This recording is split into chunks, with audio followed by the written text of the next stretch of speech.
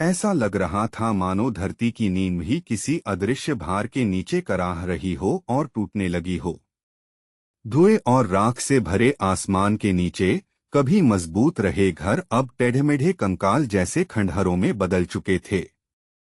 वहीं भयानक राक्षस टूटे फूटे मलबे के बीच घूम रहे थे और उनकी गुर्राहट इस पूरी उजड़ी हुई दुनिया में गूंज रही थी। अचानक अंधेरे आसमान को चीरता हुआ एक विशाल बिना पलक वाला नेत्र दिखाई दिया, जो शिकारी की तरह भयावह आजादी के साथ उड़ रहा था। और ठीक लू शेंग के सामने खड़ा था एक जिंदा दुःस्वप्न, एक विशाल 3 आंखों वाला कनखजूरा, जिसके खुले जबड़े के चारों ओर मोटे लहराते हुए टेंटेकल्स का झुंड हिल रहा था। लू शेंग की आंखों में सफेद सी दहकती हुई क्रोध की आग भड़क उठी।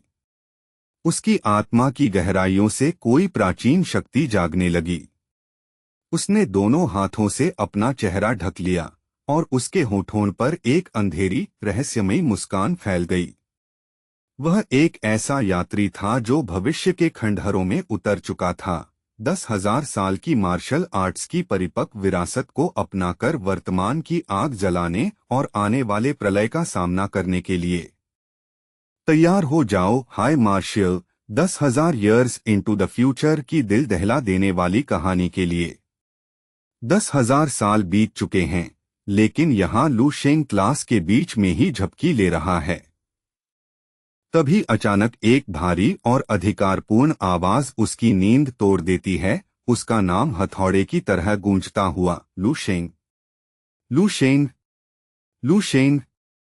लू शेंग झटके से जागा, लेकिन उसका दिमाग अभी भी उस भयानक सपने की छाया में उलझा हुआ था। वह इधर-उधर देखने लगा और बड़बड़ाया, हूँ? क्या हो रहा है? सामने खड़े शिक्षक ने गुस्से में पोडियम पर जोर से हाथ मारा। लू शेंग, तुम फिर से पूरी क्लास में सोते रहे। आसपास बैठे छात्र धीरे धीरे हंसने और फुसफुसाने लगे। ऊपर खड़ा शिक्षक झुंझलाहट में दांत पीस रहा था और उसकी आवाज में तिरस्कार भरा था। जरा खुद को देखो। कॉलेज एंट्रेंस एग्जाम में मुश्किल से 200 दिन बचे हैं और तुम पढ़ाई में हर सेकंड लगाने के बजाय सोकर जिंदगी बर्बाद कर रहे हो। इस हालत में तो ग्रेजुएट होने के बाद कोई तुम्हें सीमेंट की बोरियां उठाने की नौकरी भी नहीं देगा। क्या तुम्हारा ब्लड एनर्जी लेवल इतना भी है कि मजदूरी कर सको? लू शेंग ने भौहें सिकोड़ लीं और सिर साफ करने की कोशिश करते हुए हकलाकर बोला, वो 0.8 है सर। शिक्षक ने तुरंत बात काट दी, उसकी आवाज अविश्वास से भर गई। हाँ, 0.8। और क्या तुम उस मामूली स्तर तक भी पहुंचे हो? पास की कतारों से तुरंत ठहाकों की आवाज उठने लगी। एक छात्र पीछे मुड़ा और घमंडी मुस्कान के साथ लू शेंग को ऊपर से नीचे तक देखने लगा। टीचर, इसे ज्यादा मत डांटिए, इसे बस सपने देखते रहने दीजिए। दूसरा छात्र भी हंसते हुए बोला, सही कहा। इसका ब्लड एनर्जी तो सिर्फ 0.7 है। ऐसी टैलेंट के साथ और क्या कर सकता है सोने के अलावा? शिक्षक पोडियम पर खड़ा सिर हिलाता रहा। उसके चेहरे पर थकान और निराशा साफ दिख रही थी। बेकार, तुम सच में बचने लायक नहीं हो। तभी अचानक स्कूल की घंटी बजी और क्लास खत्म होते ही छात्र खुशी खुशी अपना सामान उठाकर लहर की तरह बाहर भाग गए। लू शेंग के कुछ गिने चुने सच्चे दोस्तों में से एक, लिउ काइमिंग, पीछे मुड़ा और मुस्कराते हुए बोला। उसने लू शेंग के कंधे पर हाथ रखा और मजाक किया, शेंग, फिर से वही महाकाय बुरा सपना आया क्या? लग रहा था जैसे नींद में ही युद्ध लड़ रहे हों। लू शेंग ने लंबी थकी हुई सांस ली। उस उजड़े हुए भविष्य की डरावनी तस्वीरें अभी भी उसके दिमाग में घूम रही थीं। उसने अपने कनपटी दबाई, जैसे धरती के कांपने और उस 3 आंखों वाले राक्षस की याद को झटकने की कोशिश कर रहा हो। हर बार वही डरावना दृश्य सामने आता था, एक बंजर प्रलयकारी दुनिया जहां सभ्यता पूरी तरह मलबे में बदल चुकी थी। वहां कोई इंसान नहीं था, सिर्फ भटकते हुए शिकारी राक्षस। उस बार बार आने वाले सपने को याद करके लू शेंग और भी थका हुआ दिखने लगा। काइमिंग, इसका नाम मत लो। वो सपना मेरी सारी मानसिक ऊर्जा खींच लेता है। मुझे तो शक है कि उसी की वजह से मेरा ब्लड एनर्जी भी 0.02 गिर गया है। उस नुकसान को पूरा करने के लिए मुझे हफ्तों ट्रेनिंग करनी पड़ेगी और ढेर सारी टॉनिक लेनी पड़ेगी। लगता है मैं बदकिस्मत हूं। लियो काइमिंग ने कंधे उचकाए और उसे दिलासा देने की कोशिश की। इतना मत सोच यार, तुम्हारा ब्लड एनर्जी मुझसे बहुत कम भी नहीं है। हम बस साधारण लोग हैं। दुनिया बचाने का काम जीनियस लोगों पर छोड़ दो। चलो आज इंटरनेट कैफे चलते हैं। लू शेंग ने तुरंत हाथ हिलाकर मना कर दिया। नहीं, मेरा बिल्कुल मन नहीं है। मैं सीधे घर जा रहा हूं, लू शेंग ने कहा। लियो काइमिंग ने भौं उठाकर हैरानी से देखा। इतनी जल्दी घर? ये तो बिल्कुल तुम्हारे जैसा नहीं है। चलो ना, आज ड्रिंक और कैफे का खर्चा मैं दूंगा। लेकिन इस लालच के बावजूद लू शेंग ने सिर हिला दिया। सच में नहीं जा सकता। आज घर जाकर ठीक से सोने की कोशिश करना चाहता हूं। तभी दरवाजे पर खड़ा एक छात्र चिल्लाया, लियो काइमिंग, कैफे आ रहे हो या नहीं? आ रहा हूं, आ रहा हूं, लियो काइमिंग ने हाथ हिलाते हुए जवाब दिया। फिर उसने पछतावे भरी नजर से लू शेंग की ओर देखा। ठीक है, फिर अगली बार मिलते हैं। राक्षसों से बचकर रहना। लू शेंग ने हल्का सा हाथ हिलाया। हाँ, फिर मिलते हैं। बाय। घर लौटते समय भीड़भाड़ वाली सड़कों से गुजरते हुए लू शेंग ने हाथ उठाकर अपना चेहरा ढक लिया ताकि डूबते सूरज की रोशनी और शहर के शोर से आंखों को बचा सके। लू शेंग ने मन ही मन आह भरी। सोचो, मैं सच में एक नई दुनिया में ट्रांसमाइग्रेट हो चुका हूं, फिर भी वही पुराने झंझट, एग्जाम और नंबरों की चिंता। पिछली जिंदगी में गणित, फिजिक्स और केमिस्ट्री से जूझता था। अब ब्लड एनर्जी और मार्शल मामलों की चिंता करनी पड़ रही है। लगता है ये दुनिया भी उतनी अलग नहीं जितनी मैंने सोची थी। तभी उसने ऊपर लगे विशाल इलेक्ट्रॉनिक बिलबोर्ड की ओर देखा, जहां एक खूबसूरत महिला मार्शल आर्टिस्ट की तस्वीर चमक रही थी। वह वीरता से एक विशाल मरे हुए दानव के शव पर खड़ी थी और उसकी तलवार चमक रही थी। तस्वीर के नीचे चल रही खबर में बताया जा रहा था कि नंबर 3 लीजन ने एक विशाल बीस्ट टाइड को सफलतापूर्वक रोक दिया है। साथ ही यह भी बताया गया कि इस साल के आधिकारिक मार्शल एग्जाम के लिए ब्लड एनर्जी की न्यूनतम सीमा 0.1 बढ़ा दी गई है। यह सुनकर लू शेंग स्क्रीन को घूरते हुए वहीं ठिठक गया। अचानक एक ताकतवर और एथलेटिक कदकाठी वाली महिला कई भारी इंडस्ट्रियल बॉक्स उठाए हुए वहां से गुजरी। वह उसके पास से निकलते हुए बोली, अरे लड़के, रास्ते से हटो। बीच सड़क में खड़े होकर सपने मत देखो। उसकी सीधी बात से लू शेंग थोड़ा चिढ़ गया। वह उसे जाते हुए देखता रहा और मन में बोला, ये लड़की कितनी ताकतवर है।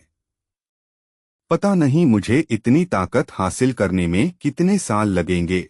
इसी सोच में डूबा हुआ वह अपने पुराने अपार्टमेंट वाले इलाके की ओर बढ़ता गया, जहां शाम ढलने लगी थी। छोटे से अपार्टमेंट की पतली दीवारों के पार से थकी हुई आहों की आवाजें सुनाई दे रही थीं, जैसे किसी मेहनतकश परिवार की रोजमर्रा की परेशानियां गूंज रही हों। कमरे में तेज औषधीय मरहम की गंध फैली हुई थी।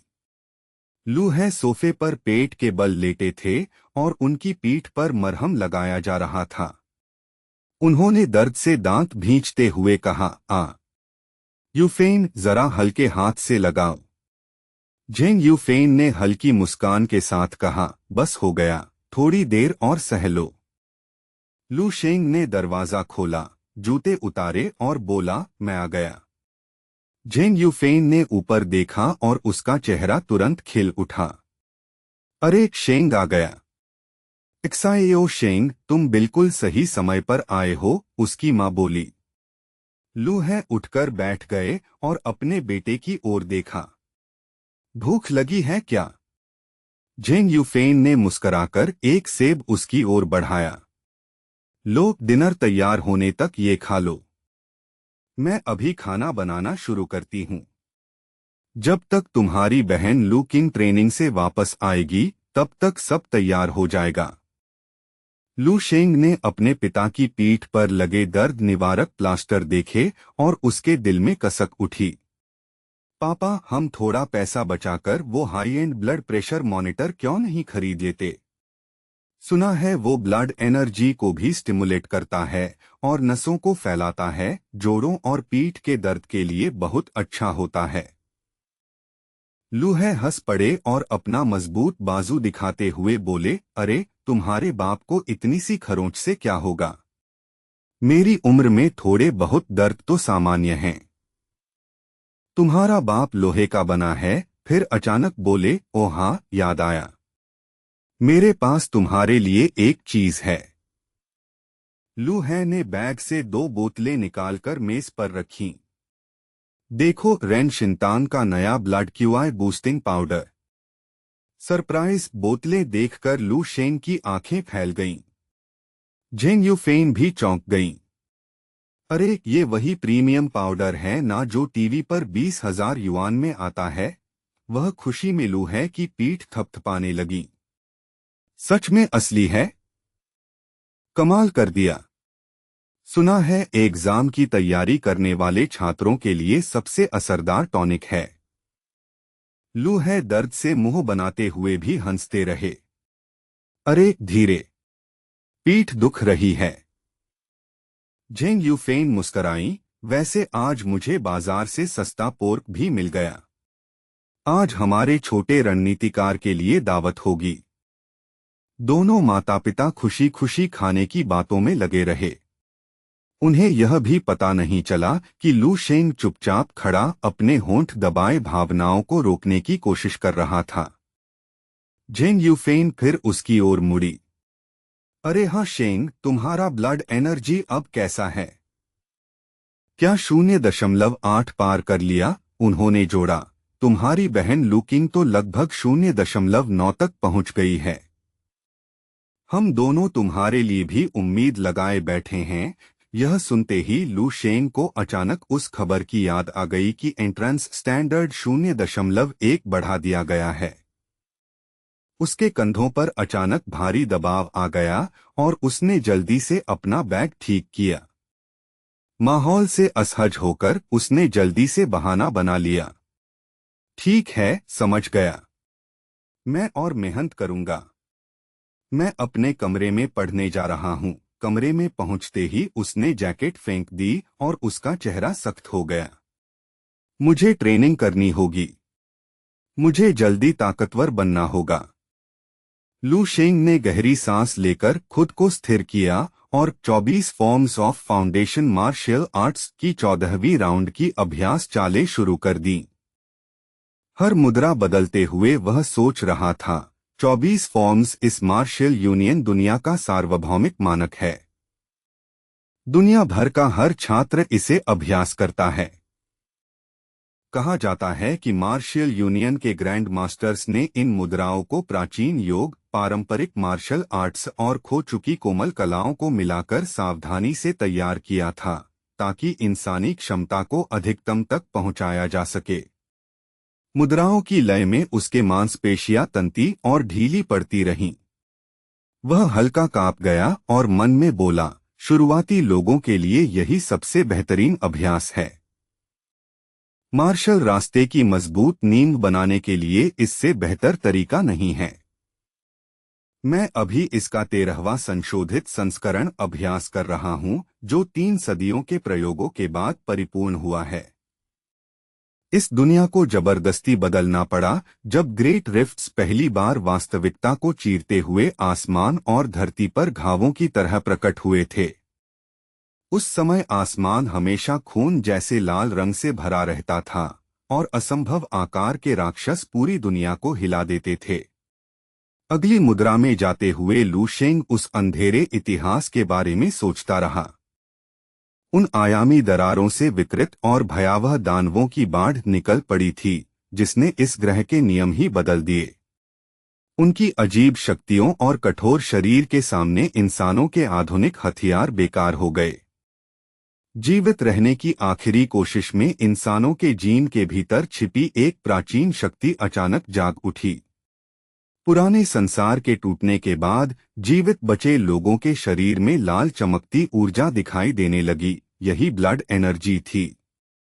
खास मुद्राओं के जरिए इस शक्ति को नियंत्रित करके लोग भयानक ताकतें हासिल करने लगे।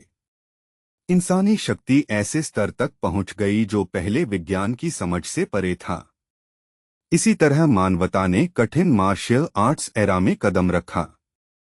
फिर भी राक्षसों के खिलाफ इस युद्ध में इंसान अब भी कमजोर स्थिति में हैं। लगभग हर दिन किसी न किसी रणनीतिक शहर पर बीस्ट टाइड हमला कर देता है और इंसानों का इलाका लगातार सिकुड़ रहा है।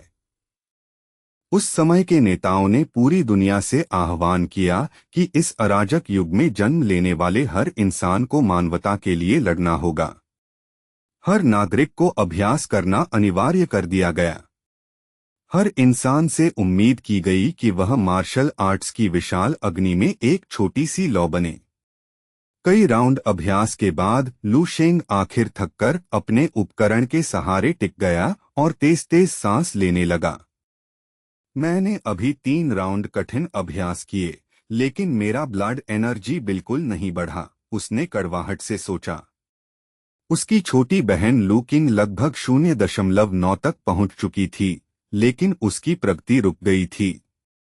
उन भयानक सपनों की वजह से उसकी ऊर्जा और कम हो गई थी। ठंडे पसीने में भीगा हुआ लू शेंग भारी मन से सांस ले रहा था। उसके माता पिता लू है और जेंग यूफेन उसकी टॉनिक के लिए दिन रात मेहनत करते थे। उसे इस दुनिया में दूसरी जिंदगी मिली थी, फिर भी वह कोई परिणाम नहीं दे पा रहा था। लू शेंग ने दांत भींच लिए और खुद से बड़बड़ाने लगा, अगर 3 राउंड से फर्क नहीं पड़ता तो मैं 4 करूंगा। अगर 4 से नहीं तो 5, 6, जितने भी करने पड़े, मुझे सफल होना ही होगा। मैं बोझ नहीं बन सकता। अंततः थकान ने उसे घेर लिया। जब उसने फिर से आंखें खोलीं तो दुनिया बदल चुकी थी। वह अब अपने छोटे कमरे में नहीं था। वह फिर उसी टूटे फूटे अजनबी संसार में खड़ा था।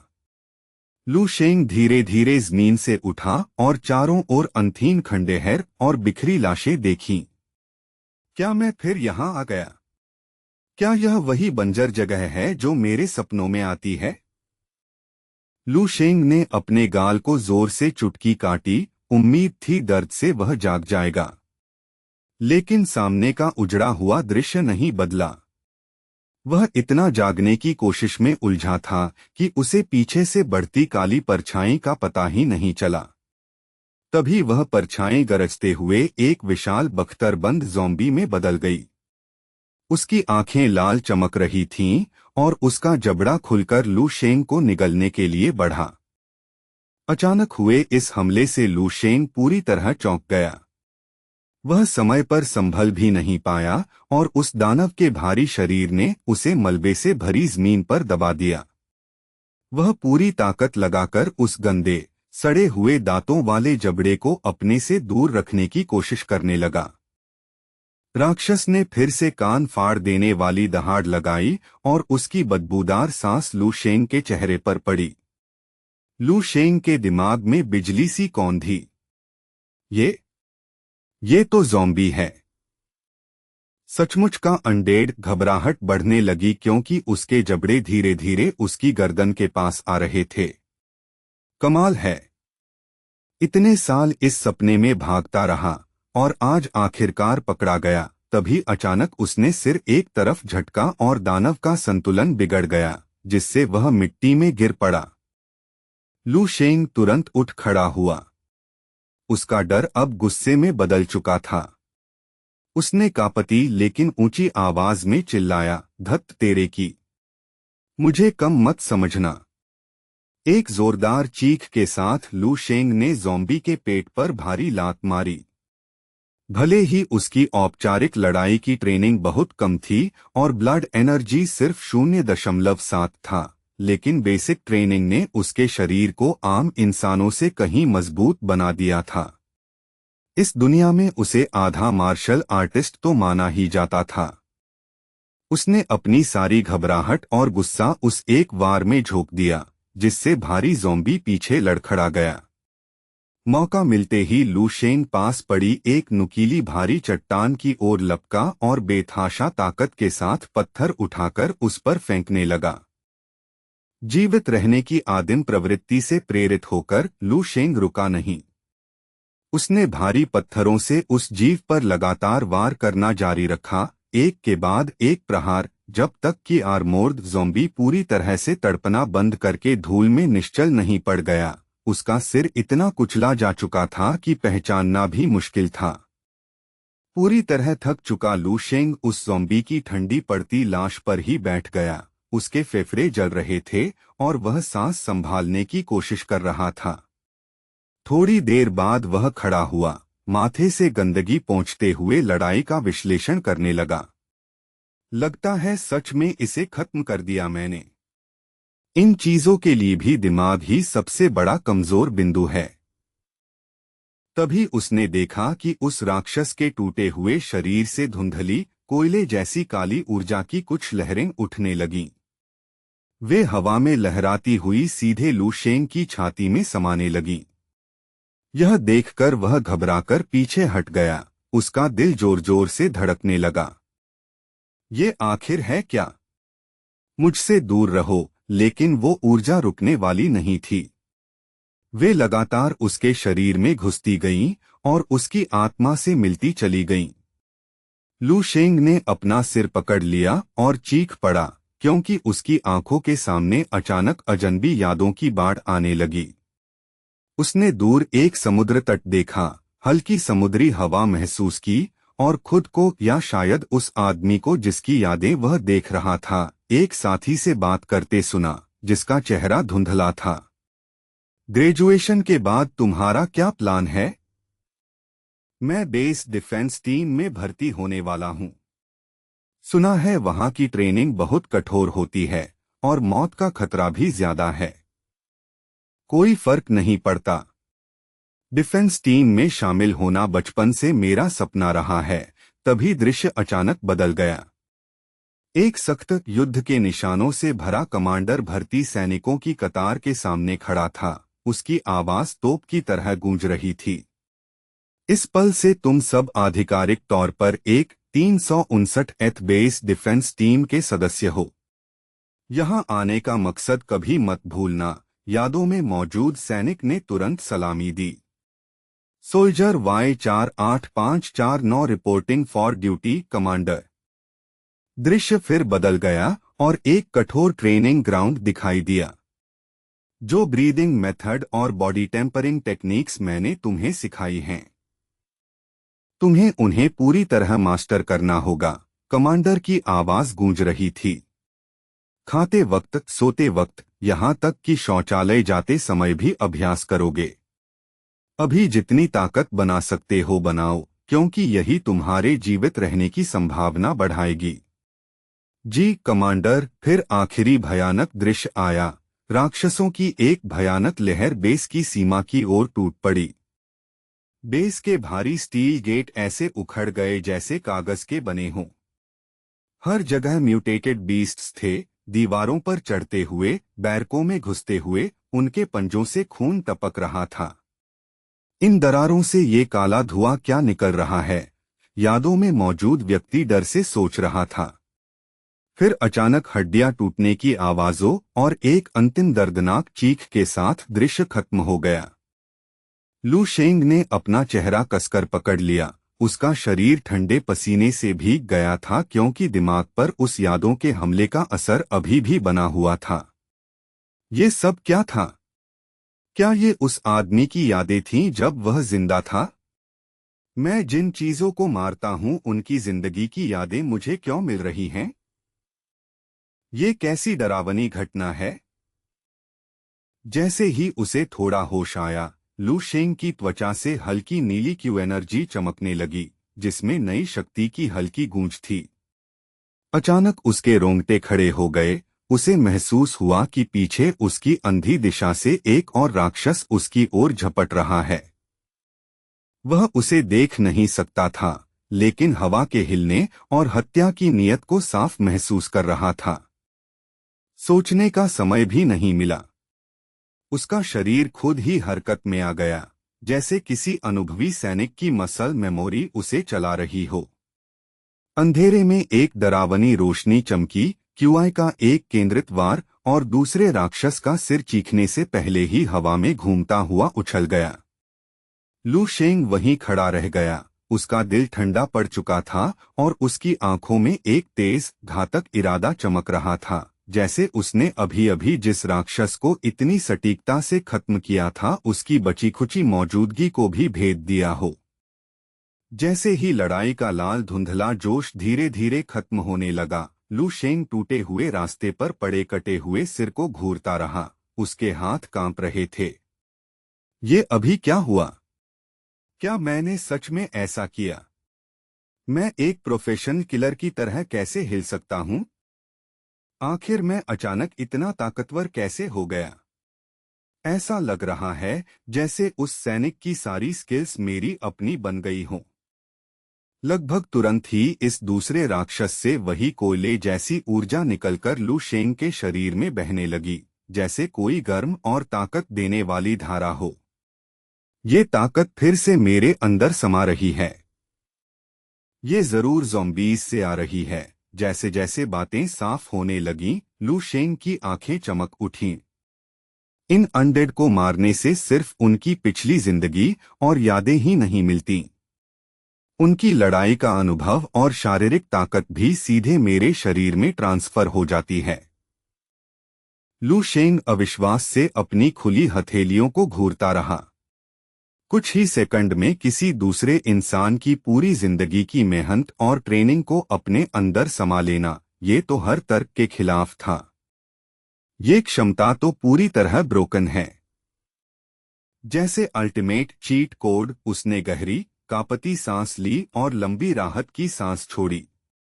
यार, अगर ये सब सच में असली दुनिया में भी असर करता है और सिर्फ सपना नहीं है, तो ये तो कमाल ही हो जाएगा। लू शेंग खड़ा हुआ और इस सूनी, बंजर जमीन के क्षितिज को ध्यान से देखने लगा। इसे सपना कहना सही नहीं लगता। यहाँ की बनावट, गंध, हवा का भार, सब कुछ बहुत असली लग रहा है। तभी पहले ज़ॉम्बी के कटे हुए सिर से अचानक और भी ज्यादा शक्तिशाली जानकारी की लहर निकली। लू शेंग की आंखें अचानक चौड़ी हो गईं। उसकी पुतलियों में नीली चमक झिलमिलाने लगी। लड़ाई से जुड़ा विशाल डेटा उसके दिमाग में भरने लगा। हजारों शब्द और चित्र जो एक 3-5-9 एथ बेस की ब्रीदिंग टेक्निक्स समझा रहे थे। कई मिनट तक मानसिक दबाव सहने के बाद वह भौहें सिकोड़कर खड़ा रहा। उसका दिमाग नई जानकारी के भारी बोझ को संभालने की कोशिश कर रहा था। उस सैनिक की आखिरी यादों में जो बेस 1359 था, वो इस दुनिया के इतिहास में सच में मौजूद जगह थी। उसने महसूस किया, मुझे इस बेस के खंडहर ढूंढने होंगे। अगर मुझे वो जगह मिल गई तो शायद इस उजाड़ दुनिया का सच और मुझे यहाँ क्यों बुलाया गया है, सब पता चल जाएगा। लक्ष्य तय करके लू शेंग ने अपने शरीर की हरकतों को परखना शुरू किया, अपने नए ताकतवर अंगों को खींचते हुए। इस बार शक्ति का अवशोषण पहले से ज्यादा सहज था। शायद अगर मुझे ज्यादा ताकत हासिल करनी है तो मुझे खास तौर पर कॉम्बैट टाइप ज़ॉम्बीज़ का शिकार करना होगा। उनकी यादें और तकनीकें मेरे विकास के लिए ज्यादा काम आएंगी। तभी ऊपर आसमान अचानक ऐसे विकृत होने लगा जैसे कोई गीली पेंटिंग बह रही हो और सीधे उसके ऊपर काले बादलों का एक विशाल भंवर बन गया। लू शेंग स्तब्ध खड़ा उसे घूरता रह गया। अब ये क्या हो रहा है? लू शेंग की नजरें घूमने लगीं और दुनिया उसके पैरों के नीचे डगमगाने लगी। संतुलन खोकर उसने अपना सिर पकड़ लिया, क्योंकि उसके सिर में तेज दर्द उठ रहा था, जैसे उसकी चेतना फटने वाली हो। अगले ही पल उसकी हथेली जोर से नीचे गिरी और वह अपने बेडरूम के ठंडे फर्श पर धप्प से आ टकराई, जैसे सपना दुनिया के आखिरी टुकड़े भी टूटकर बिखर गए हों। लू शेंग वहीं बैठा रहा, उसके कपड़े ठंडे पसीने से भीगकर शरीर से चिपक गए थे। वह भारी सांस लेते हुए खुद को संभालने की कोशिश कर रहा था। एड्रेनालिन अभी भी उसके शरीर में दौड़ रहा था। तो आखिर मैं जाग गया, उसने खाली कमरे से धीमी आवाज में कहा। तभी दरवाजे पर जोर जोर से दस्तक हुई और साथ ही बाहर से एक जानी पहचानी आवाज आई। लू शेंग, खाना तैयार है, जल्दी बाहर आकर खाओ। कब तक कमरे में साधु की तरह बंद रहोगे? थकी हुई सांस लेते हुए लू शेंग खड़ा हुआ और दरवाजा खोला। सामने एक खूबसूरत लड़की खड़ी थी, उसकी छोटी बहन लू किंग। उसने अपने लंबे बाल झटकते हुए उसे झुंझलाहट भरी नजर से देखा। कहीं ऐसा तो नहीं कि तुम अंदर ट्रेनिंग करने की कोशिश कर रहे थे? सच कहूं तो ऐसा लग रहा है जैसे तुम बस फिर से सो गए थे। ज्यादा संभावना तो यही है कि तुम बस झपकी ले रहे थे, जबकि बाकी लोग सच में कुछ काम कर रहे हैं। बोलते समय लू किंग ने नाटकीय अंदाज में मुंह फुला रखा था। उसकी आंखों में बहन वाली शंका साफ दिखाई दे रही थी। जवाब में लू शेंग बस झेंप कर हल्का सा हंस पाया। उसने दरवाजा पूरी तरह खोल दिया और उसका अस्तव्यस्त हाल सामने आ गया। पूरा शरीर पसीने से तर था और उसकी पतली शर्ट शरीर से चिपककर उसके अचानक उभरे सिक्स पैक को साफ दिखा रही थी। लू शेंग ने जल्दी जल्दी सफाई देने की कोशिश की। मेरा ऐसा करने का इरादा नहीं था, बस आराम करते करते थोड़ी देर के लिए नींद आ गई। लू किंग की आंखें अचानक बड़ी हो गईं। उसकी नजर एक पल के लिए उसके बदले हुए शरीर पर टिक गई, फिर उसने सिर झटककर खुद को संभाला। लड़की मुड़ी और जाने लगी, लेकिन जाते जाते पीछे से याद दिलाना नहीं भूली। अब जब तुम जाग गए हो, जल्दी डाइनिंग टेबल पर आ जाओ। मॉम और डैड को ज्यादा इंतजार मत करवाओ। गलियारे में थोड़ी दूर पहुंचते ही लू किंग के गाल अचानक गर्म हो गए। उसने घबराकर होंठ काटे। मेरे भाई का शरीर इतना मस्कुलर कब से हो गया? ढीले कपड़ों के नीचे तो वो जैसे बिल्कुल अलग इंसान लग रहा था। लगता है वो सच में चुपचाप मेहनत करता रहा है, भले ही मानना नहीं चाहता, उसने मन ही मन सोचा। लू किंग को जाते देख लू शेंग ने थकी आवाज में पुकारा, आ रहा हूं, अभी आता हूं। परिवार के साथ खाने के लिए तैयार होते हुए उसकी बहन से जुड़ी बचपन की कई यादें उसके दिमाग में उभरने लगीं। बचपन में लू किंग हमेशा उसके पीछे पीछे घूमती रहती थी, जैसे उसकी परछाई हो। लेकिन जैसे ही वह मार्शल एकेडमी में दाखिल हुई, सब बदल गया। उसके पहले टेस्ट रिजल्ट सार्वजनिक होने के बाद उसका व्यवहार ठंडा और थोड़ा घमंडी सा हो गया। असल में उसका बदलना इस दुनिया में काफी हद तक समझ में आता था। आखिर उसका ब्लड एनर्जी इंडेक्स पहले ही 1.0 पार कर चुका था और उसकी कॉम्बैट पावर इतनी शानदार थी कि उसे क्षेत्र के elite martial arts high schools में सीधा प्रवेश लगभग तय था। साफ शब्दों में कहें तो लू किंग एक असली प्रतिभा थी, एक सच्ची जीनियस। और उसकी तुलना में लू शेंग बस बेकार बड़ा भाई था, जो एक प्रतिभाशाली छोटी बहन की छाया में जी रहा था। जब वह अपना पसीने से भीगा हुआ शर्ट बदलकर नया पहन रहा था, तभी उसकी नजर आईने में खुद पर पड़ी और वह स्तब्ध रह गया। ये मसल्स आखिर कब बन गए? उसने बुदबुदाते हुए अपने सख्त ताकतवर शरीर की रेखाओं को हाथ से छूकर देखा। उसने अपनी कलाई घुमाई और शरीर की हरकतें जांचीं। उसके अंगों में एक अजीब घनी ताकत महसूस हो रही थी। डरावने सपने से अभी अभी जागने के बावजूद उसे बिल्कुल सुस्ती महसूस नहीं हो रही थी, बल्कि उसके अंदर ऊर्जा उमड़ रही थी। उसने हवा में कुछ मुक्के मारे और अपनी समन्वय क्षमता जांची। सिर्फ शरीर ही नहीं, उन ज़ॉम्बीज़ से मिली यादें भी उसके दिमाग में साफ थीं। अचानक एक आवेग में उसने दीवार पर जोरदार मुक्का मारा। हर वार भारी और खतरनाक था, और उसकी गति अस्वाभाविक रूप से सहज थी। उसे अचानक एहसास हुआ कि उसने प्रोफेशनल स्तर की लड़ाई की तकनीकें भी सहज ही समझ ली हैं। लू शेंग वहीं खड़ा रह गया, उस योद्धा के रूप को देखकर जिसे वह बनता जा रहा था। मेरी शारीरिक ताकत साफ तौर पर एक छात्र की सीमा से कहीं ज्यादा बढ़ गई है, उसने सोचा। क्या ये सच है? क्या मैं सच में सपने के अंदर शरीर को ट्रेन करके असली दुनिया में ताकत हासिल कर सकता हूं? जब वह खाने की जगह में पहुंचा, तो लू है ने सिर उठाकर उसे देखा और मुस्कुराए। अरे आ गया। आओ बैठो और खाना खाओ, अभी गर्म है। उसी समय झेंग यूफेन रसोई से गर्म सूप का कटोरा लेकर आईं। पहले ये पी लो, पेट ठीक रहेगा, उन्होंने कहा और बैठ गईं।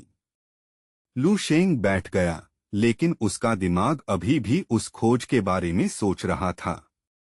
सोते सोते मजबूत होना, ये किसी चमत्कार से कम नहीं था।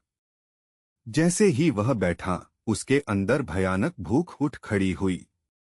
लू शेंग ने पहले कभी इतनी तेजी से खाना नहीं खाया था। वह चावल और मांस के बड़े बड़े कौर तेजी से निगलने लगा। खाने का स्वाद इतना शानदार था कि वह मन ही मन अपनी माँ की तारीफ करने लगा। कमाल है, आज का खाना तो जिंदगी में सबसे स्वादिष्ट लग रहा है। खाना इतना संतोषजनक था कि उसे लगा जैसे वह रुक ही नहीं सकता। देखते देखते उसका कटोरा खाली हो गया। लू शेंग ने जल्दी से अपनी माँ की ओर देखा। मॉम, क्या मुझे एक और कटोरा मिल सकता है? शायद दो पूरा परिवार अचानक चुप हो गया और उसे हैरानी से देखने लगा। डाइनिंग टेबल पर अजीब सी चुप्पी छा गई। माहौल बदलते ही लू शेंग ठिठक गया और घबराकर हंस पड़ा। आह, सॉरी। तभी उसने देखा कि उसके पास पहले से ही खाली कटोरों का छोटा सा ढेर लगा हुआ था। होंठ पर चावल का दाना चिपका हुआ था। उसने हाथ पीछे खींच लिया और बुदबुदाया, रहने दो। लगता है अब पेट भर गया। मन ही मन वह हैरान था। मेरे साथ क्या हो रहा है? मेरी भूख इतनी कब से हो गई? लू है हंसते हुए तुरंत उसके हाथ से खाली कटोरा ले गए। क्या बात कर रहे हो? क्या हमारा परिवार इतना गरीब है कि तुम्हें भूखा छोड़ देंगे? फिर उन्होंने रसोई की ओर आवाज लगाई। यूफेन, जल्दी से और चावल पकाओ, और इसके लिए कुछ और अच्छे पकवान भी बना दो। झेंग यूफेन ने हल्की थकी हुई सांस ली, लेकिन उनकी आंखों में माँ वाला प्यार भरा था। ठीक है, जा रही हूँ। मुझे खुशी है कि इसकी भूख खुली है, उन्होंने मुस्कुराते हुए कहा। लू है ने लू शेंग के कंधे पर खुशी से थपथपाया। तुम्हारी उम्र के लड़कों के साथ ऐसा ही होता है। जितना खाओ कम है, और देखते देखते लंबाई भी बढ़ जाएगी। कल मैं कुछ अच्छे मार्शियल सप्लीमेंट्स लेकर आऊंगा। इस मौके को बेकार नहीं जाने दे सकते। अभी ब्लड एनर्जी बढ़ाने का सही समय है। सामने बैठी लू किंग हल्के व्यंग्य से हंस पड़ी। भूख बढ़ जाने से क्या फर्क पड़ेगा? वो पहले ही 18 साल का है। मुझे याद है, उसका आखिरी ब्लड एनर्जी टेस्ट सिर्फ 0.8 था। असली मार्शियल टैलेंट ऐसा नहीं होता कि बस ज्यादा खा लिया और मिल गया। लूहे का चेहरा थोड़ा सख्त हो गया। किंग, अपने भाई का मजाक मत उड़ाओ। थोड़ी भी प्रगति अच्छी होती है। पहले औपचारिक मार्शल आर्ट्स का रास्ता, फिर आगे के स्तर। कौन जानता है, शायद एक दिन वो भी दुनिया का हीरो बन जाए। लू किंग ने बस चुपचाप खाना जारी रखा। पिता पुत्री की हल्की नोकझोंक के बीच लू शेंग अपने हाथों को देखते हुए सोच में डूब गया। शायद सच में उस डरावने सपने में मेरी ब्लड एनर्जी बढ़ गई। मुझे पक्का जानना होगा कि ये भ्रम है या सच। आज रात ही मार्शल आर्ट्स जिम जाकर आधिकारिक जांच करवानी होगी। उसी रात शहर की रोशनी के नीचे लू शेंग स्थानीय मार्शल आर्ट्स सेंटर के बड़े आधुनिक प्रवेश द्वार के सामने खड़ा था। उसने फोन में जानकारी देखी और ऊपर बड़े चमकते साइन बोर्ड की ओर देखा, होंगचुअन मार्शल आर्ट्स जिम। यह जगह नी होंगचुअन की थी, जो एक खास पारिवारिक बॉक्सिंग शैली के मास्टर थे। वह बी ग्रेड मार्शल आर्टिस्ट थे और 23 RD बेहे सिटी मार्शल आर्ट्स एक्सचेंज में टॉप 10 में रह चुके थे। वैश्विक मार्शल आर्ट्स अलायंस के नियमों के अनुसार फर्स्ट ग्रेड मार्शल आर्टिस्ट बनने के लिए ब्लड एनर्जी 1.5 और कॉम्बैट पावर 150 चाहिए। सेकेंड ग्रेड के लिए यह सीधा बढ़कर ब्लड एनर्जी 15 और कॉम्बैट पावर 1500 हो जाता है, यानी पहला और दूसरा स्तर 10 गुना का फर्क। यह स्तर आमतौर पर प्रोफेशनल ट्रेनर्स और एलीट गार्ड्स का होता है। तीसरे स्तर तक पहुंचने के लिए ब्लड एनर्जी 100 और कॉम्बैट पावर 10,000 से ज्यादा चाहिए। चौथे स्तर के लिए ब्लड एनर्जी 200 से ऊपर और कॉम्बैट पावर 1 लाख से लेकर 1 मिलियन तक होना चाहिए। यह सुनकर लू शेंग सिहर उठा। Blood energy 200? ये तो मेरी मौजूदा ताकत से लगभग 300 गुना ज्यादा है।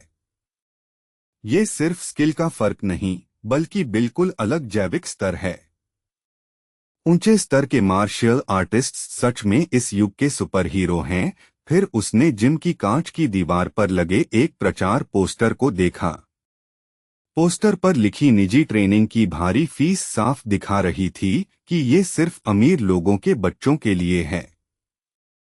लॉबी में प्रवेश करते हुए लू शेंग ने सोचा, अगर लू किंग यहाँ दाखिला लेना चाहे तो मॉम और डैड शायद पैसे का इंतजाम कर भी लें, लेकिन मेरे लिए भूल जाना ही बेहतर है। वैसे भी सपनों में अनडेड की शक्ति सोखने की उसकी क्षमता को देखते हुए शायद उसे इन क्लासों की जरूरत भी नहीं थी।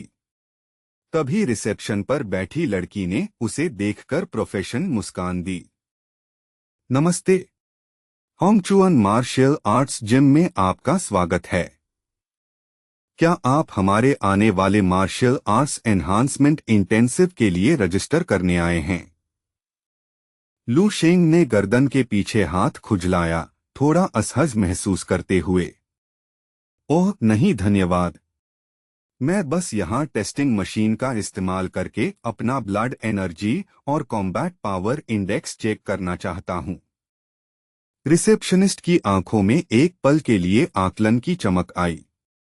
उसने देखा कि उसके पास कोई महंगा गियर या निजी ट्रेनर नहीं है, तो समझ गई कि वह शायद अमीर पृष्ठभूमि से नहीं है। फिर भी उसने विनम्रता से जिम के पीछे की ओर इशारा किया। जरूर, मुख्य गलियारे से आगे जाएं और साइड बी के रूम 8 में मुड़े। वहां आपको ऑटोमेटेड टेस्टिंग मशीन्स मिल जाएंगी। क्या आप चाहेंगे कि मैं आपके साथ चलकर शुरुआती सेटअप में मदद कर दूं? लू शेंग ने हॉल की ओर देखा और मुस्कुराकर सिर हिलाया। मैं इंटरफेस से परिचित हूं, इसलिए खुद कर लूंगा। बहुत धन्यवाद। टेस्टिंग रूम की प्राइवेसी में पहुंचते ही लू शेंग ने गंभीरता से कई वार्म अप एक्सरसाइज करना शुरू कर दिया, ताकि उसका शरीर पूरी तरह तैयार हो जाए। उसके दिल की धड़कन उत्साह से तेज हो रही थी। सबसे पहले ब्लड एनर्जी टेस्ट। लू शेंग केंद्रीय प्लेटफॉर्म के पास गया और अपनी हथेली ठंडी क्रिस्टल टेस्टिंग गोले पर मजबूती से रख दी। गोला तुरंत चमकने लगा, तेज धड़कती हुई नीली रोशनी के साथ, जबकि अंदर के सेंसर उसके बायोलॉजिकल डेटा को प्रोसेस कर रहे थे। सिस्टम पैनल की डिजिटल स्क्रीन जल उठी और अंतिम परिणाम दिखाने लगी। Blood energy points 0.963 rank martial artist apprentice. Lu Sheng का चेहरा खुशी से खिल उठा। 0.963। ये सच में काम कर गया, सच में बढ़ गया, सिर्फ 1 घंटे की नींद में उसका इंडेक्स 0.163 बढ़ गया था। यह असली तेज कल्टीवेशन था। उसने अपने होंठ काट लिए ताकि अंदर उमड़ रही खुशी को संभाल सके। अब मैं धीरे धीरे लूकिन के करीब पहुंच रहा हूं, उसने सोचा। उसकी आंखों में उम्मीद चमक रही थी। उसे तो जीनियस माना जाता है। अगर मैं इसी रफ्तार से आगे बढ़ा तो शायद मैं भी मार्शियल पाथ की ऊंचाइयों तक पहुंच सकता हूं। फिर उसने कमरे के दूसरे छोर की ओर देखा। अब मेरी कॉम्बैट पावर इंडेक्स क्या है? भारी ह्यूमैनॉइड टेस्टिंग मशीन के सामने खड़े होकर लू शेंग के मन में हल्की चिंता आई। क्या ये मशीन उस चीज को संभाल पाएगी जो आने वाली है? वजह ये थी कि उन ज़ॉम्बीज़ से मिली अनगिनत लड़ाई की तकनीकें और अनुभव जैसे उसकी आत्मा में अंकित हो चुके थे। ये सोचकर लू शेंग ने आंखें बंद कीं और एक परफेक्ट फाइटिंग स्टांस में खड़ा हो गया। उसके पैर फर्श पर ऐसे खिसक रहे थे जैसे कोई शिकारी हो, एक ऐसी सटीकता के साथ जो उसके पास पहले कभी नहीं थी। उसने अपनी सारी ऊर्जा एक ही विस्फोटक मुक्के में केंद्रित कर दी और टेस्टिंग मशीन के बीचों बीच वार किया। पूरी मशीन जोर से कांप उठी, धातु की भारी आवाज निकली और फिर चुप हो गई जबकि सेंसर उस जबरदस्त ताकत की गणना करने लगे। होलोग्राफिक पैनल पर संख्या चमकी, कॉम्बैट पावर इंडेक्स 113। लू शेंग वहीं जड़ हो गया, मुंह खुला रह गया। इतनी बड़ी छलांग तो ब्लड एनर्जी बढ़ने की उम्मीदों से भी परे थी। तभी उसे समझ आया, ये कोई सपना या भ्रम नहीं था। उसके पास सच में एक असली मार्शियल आर्टिस्ट बनने की क्षमता थी। उसके अंदर रोमांच की लहर दौड़ गई। सिर्फ 1 घंटे की अधूरी नींद ने उसकी ताकत और लड़ाई की क्षमता में इतना बड़ा उछाल दे दिया था। उसका दिमाग तेजी से सोचने लगा, अगर 1 घंटा ऐसा कर सकता है तो 8 या 9 घंटे क्या कर सकते हैं? अगर वह 10 घंटे उस डरावने सपने में रह सका तो एक ही रात में उसका शरीर पूरी तरह बदल सकता था। लेकिन जब सोने का समय आया तो उसकी आंखें खुली ही रहीं। उत्साह के कारण उसका दिमाग शांत ही नहीं हो रहा था। आखिर परेशान होकर उसने बिस्तर पर मुक्के और किक मारकर अपनी बेचैनी निकालनी शुरू कर दी। अब तो खुद को नींद भी नहीं दिला पा रहा। उसने छत की तरफ देखते हुए बड़बड़ाया। उसे एहसास हुआ कि उसके सबसे बोरिंग टेक्स्ट बुक्स पढ़ना ही सबसे अच्छा स्लीपिंग पिल था। उसका बायोलॉजिकल क्लॉक पूरी तरह गड़बड़ा चुका था, जैसे कोई गेमर कई दिनों से लगातार गेम खेल रहा हो। उसने गहरी सांस छोड़ी और कमरे की लाइट जला दी। टेबल पर रखा डिजिटल घड़ी सिर्फ रात के 9 बजे दिखा रही थी, सोने के लिए बहुत जल्दी। ठीक है, उसने तय किया, अगर नींद नहीं आ रही तो एक और ट्रेनिंग सेशन कर लेते हैं। उसने सोचा कि पूरी तरह थक जाने के बाद शायद नींद आ जाएगी। और ब्लड एनर्जी बढ़ने के बाद यह प्रैक्टिस का सही मौका था। लू शेंग ने लो स्टांस लिया और बेसिक एक्सरसाइज शुरू करने लगा। लेकिन जैसे ही उसने पहली मूवमेंट की, वह अचानक रुक गया। ये मूवमेंट क्या है? मेरा शरीर खुद ही इस दिशा में क्यों मुड़ना चाहता है? उसने सोचा। यह पोज उसके पुराने ट्रेनिंग से अलग था, लेकिन फिर भी ज्यादा ताकतवर और असरदार लग रहा था। लू शेंग ने अगली फिस्ट तकनीक करने की कोशिश की, लेकिन कुछ गलत था। बचपन से सीखे 24 फॉर्म्स तो उसकी मसल मेमोरी में होने चाहिए थे, लेकिन अब उसके हाथ पैर अजीब और घातक तरीके से हवा को चीर रहे थे। तभी भविष्य की दुनिया के ज़ॉम्बीज़ की टूटी फूटी यादें फिर से उभरने लगीं। उसके दिमाग का दृश्य बदलकर एक ठंडे सैन्य ट्रेनिंग ग्राउंड में पहुंच गया। लू शेंग को अचानक एहसास हुआ कि वह उसी सैनिक की ट्रेनिंग रूटीन की नकल कर रहा है जिसे उसने सपने में देखा था। अपार्टमेंट बिल्डिंग में अब ज्यादातर लाइट बंद हो चुकी थीं और चारों तरफ अंधेरा था। अंधेरे में सिर्फ एक युवा आकृति दिखाई दे रही थी जो लगातार और लयबद्ध तरीके से अपने हाथ हवा में चला रहा था। कमाल है, लू शेंग ने धीरे से कहा। उसे एहसास हुआ कि वह 200 से ज्यादा हाई लेवल कॉम्बैट मूवमेंट्स सीख रहा है, जो उसकी पुरानी क्षमता से कहीं आगे थे। जब उसने एक फोकस्ड पाम स्ट्राइक मारी तो उसकी त्वचा पर हल्की नीली स्टेलर क्यूआई चमक उठी। लू शेंग इसे साफ महसूस कर सकता था। सिर्फ एहसास ही नहीं, उसे सच में लग रहा था कि हर मूवमेंट के साथ ताकत की लहर उसकी हड्डियों और मांसपेशियों में दौड़ रही है।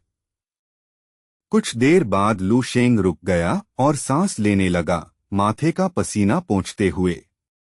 कुछ तो अलग है, उसने महसूस किया। उसका दिल तेज धड़क रहा था।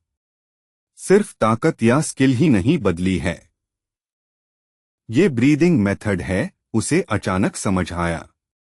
उन यादों के साथ आवाजें भी थीं जो लगातार सांस की लय और ट्रेनिंग के रिश्ते के बारे में बता रही थीं। यह एक ऐसा तरीका था जिसमें हर पल खाना, आराम करना, सब ट्रेनिंग का हिस्सा बन जाता था। इसकी प्रभावशीलता अविश्वसनीय थी। इस भविष्य की तकनीक के कुछ मूवमेंट्स ने ही उसे उतनी प्रगति दे दी जितनी पहले एक साल में भी नहीं होती थी। नहीं, इससे भी ज्यादा, कई सालों से ज्यादा। अब उसे पक्का पता चल गया कि असली खजाना उस सपने में छिपा है। लू शेंग ने आंखें बंद कीं और अपनी हथेलियां जोड़कर स्टेलर क्यूआई को शरीर की नई खुली मेरिडियन में प्रवाहित किया। ऊर्जा धीरे धीरे उसके केंद्र में घूमते हुए एक शक्तिकोर में बदलने लगी। लेकिन तभी कमरे की शांति टूट गई, उसके पेट से जोर की आवाज आई। लू शेंग ने पेट पकड़ लिया और दर्द से घुटनों पर गिर गया। इतनी भूख क्यों लग रही है? उसका शरीर अचानक कमजोर लगने लगा। उसे डिनर का पोर्क याद आया और उसके मुंह में पानी आ गया। तब उसे समझ आया, ब्लड एनर्जी बढ़ने के साथ शरीर की जरूरतें भी तेजी से बढ़ रही हैं। साधारण खाना अब उसके शरीर की जरूरत पूरी नहीं कर सकता था। लू शेंग के दिमाग में एक ही बात थी, उसे मार्शियल सप्लीमेंट्स चाहिए। लेकिन उसके परिवार की मामूली आय इतनी महंगी चीजें खरीदने के लिए काफी नहीं थी। अगर मैं इस आग को ईंधन नहीं दे पाया तो मेरी प्रगति रुक जाएगी, उसने सोचा। तभी उसे स्कूल की एक नीति याद आई। मुझे खुद पैसे कमाने होंगे ताकि सप्लीमेंट्स खरीद सकूं, उसने तय किया। उसे याद आया कि हर सेमेस्टर के अंत में स्कूल अच्छे छात्रों को बड़ी इनाम राशि देता है। बेह एकेडमी की ए लेवल स्कॉलरशिप की कीमत पूरे 10,000 युआन थी। इसे पाने के लिए लू शेंग की नजरों में ठंडा और मजबूत संकल्प आ गया। मुझे इतनी ताकत और प्रतिभा दिखानी होगी कि कोई मुझे नजरअंदाज न कर सके। अगली सुबह स्कूल के ट्रेनिंग एरिना में माहौल उत्साह से भरा हुआ था। लॉकर रूम में लू शेंग और बाकी लड़के आज की ट्रेनिंग के लिए अपने कॉम्बैट गियर पहन रहे थे। लियो काइमिंग ने अपनी ट्रेनिंग जैकेट की जिप बंद की और हमेशा की तरह खुशमिजाज अंदाज में अपने दोस्त से बात शुरू करने लगा। अजीब नहीं है? आज तो आमतौर पर क्लास मॉनिटर हमें थ्योरी पढ़ाता है, लेकिन ऐसा लग रहा है जैसे असली कॉम्बैट क्लास हुए बहुत समय हो गया। इतना कहकर वह मुड़ा और अचानक रुक गया। रुको, लू शेंग, ये मसल्स कब से आ गए तुम्हारे? लियो काइमिंग तो उसका हाथ छूकर देखने ही वाला था, लेकिन लू शेंग पीछे हट गया और जल्दी से शर्ट पहन ली। लियो काइमिंग नाराज नहीं हुआ, बल्कि हैरानी से बोला, यार, कुछ ही दिनों में तुम लंबे और चौड़े लगने लगे हो। पहचानना मुश्किल था। ये चेस्ट तो कमाल है। लू शेंग ने शांत स्वर में कहा, बस हाल में जिम में ज्यादा ट्रेनिंग कर रहा हूं। और हाथ मत लगाओ, उसने बाल पीछे किए। बाल भी लंबे हो गए हैं, कटवाने होंगे। लियो काइमिंग हंसा। हाँ हाँ, असली वजह तो आज का कॉम्बैट टेस्ट है। तुम तो बस मौका ढूंढ रहे हो किसी लड़की का ध्यान खींचने का, है ना? मैं तुम्हारे सारे इरादे समझता हूँ। लू शेंग ने आह भरी। ये बात उस लड़के से आ रही है जो शायद हमेशा सिंगल रहेगा। पहले अपनी ट्रेनिंग देख लो। दोनों दोस्त साथ में लॉकर रूम से बाहर निकले। लेकिन लू शेंग अभी भी सोच रहा था, मुझे अपनी ताकत कैसे दिखानी चाहिए। शायद ये प्रैक्टिकल क्लास ही मौका है।